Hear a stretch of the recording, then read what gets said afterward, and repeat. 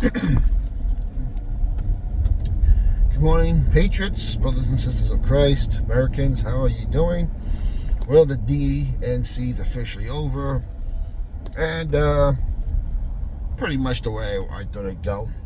The only question I had was, would they actually nominate Kamala Harris? And they have. So once I saw that was done on night 2, I just turned it off. I don't really watch conventions anyway, because in the day of internet and 24/7 news, do you really need a convention?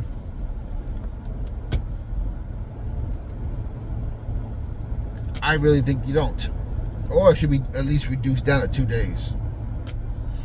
Just my thought. Anyway, so Kamala Harris accepted her nomination last night. 37-minute acceptance speech, the shortest in history, I believe, which is fine. I mean, like I said, because of 24/7 cable news, internet, and the way information gets around, do you really need a long acceptance speech anyway? I mean, the only people that really watch these things are the ones that get their news on the candidates strictly from the conventions.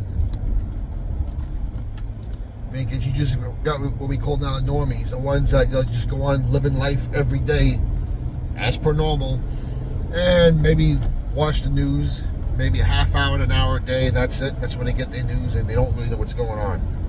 So for them, conventions, I guess, still hold that value. So I have no problem with the amount of time she spent. I mean, you say, I accept your nomination. This is what our plan is. Thank you. God bless America. Now, Donald Trump did have a very long one. He was well over an hour.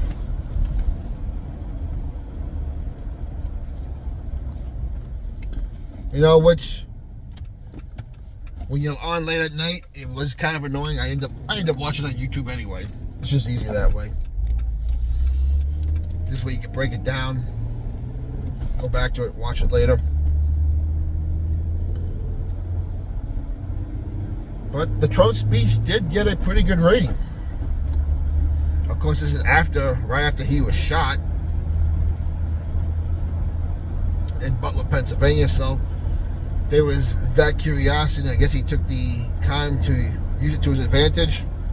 Smart job by him, because if that hadn't happened, I would have said, yeah, no need for the over an hour long speech. But what was Kamala Harris really going to say yesterday? She has nothing to run on. She didn't win a primary in 2020. She didn't win a primary in 2024. She couldn't make it even to the election year Iowa caucus. Her record's terrible. Biden's record's terrible. They're trying to distance herself from Biden, but that's impossible, because she was the deciding vote in a lot of his policies. So good luck there. So again, I still think the 25th Amendment is coming, or they're going to force Biden to leave. I'm telling you, don't be surprised.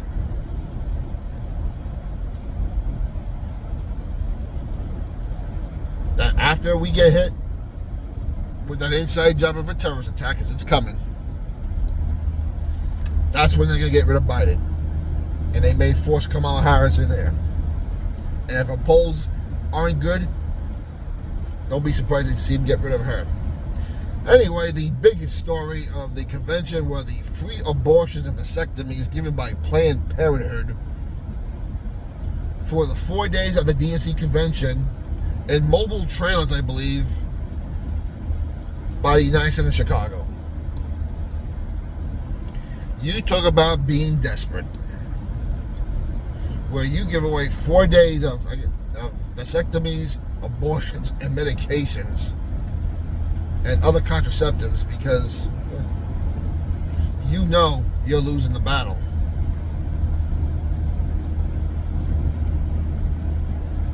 I mean, they always talk about backyard abortions, back alley abortions, if abortion were to get canceled. Well, this is the same thing almost, except it was in a still environment with doctors.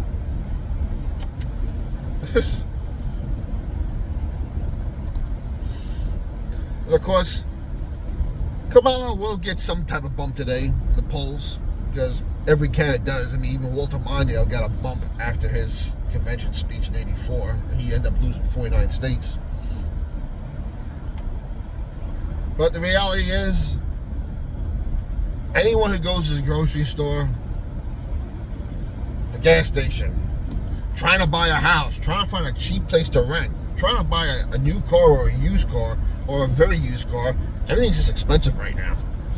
And there's no getting around that. I mean, you could lie. The jobs report said there were under 1 million jobs and they thought it were. Well, what a shock that is. And again, what did Kamala say? Bidenomics is working with enthusiasm. It's the same one I told you that Joe Biden is sharp as a tack. There's just no getting around that.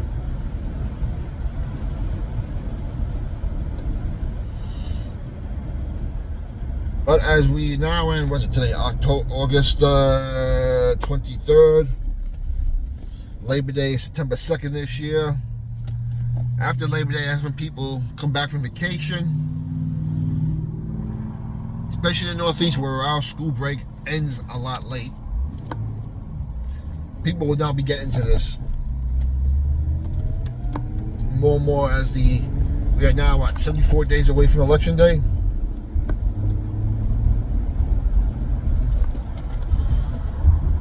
Kamala, what have you done?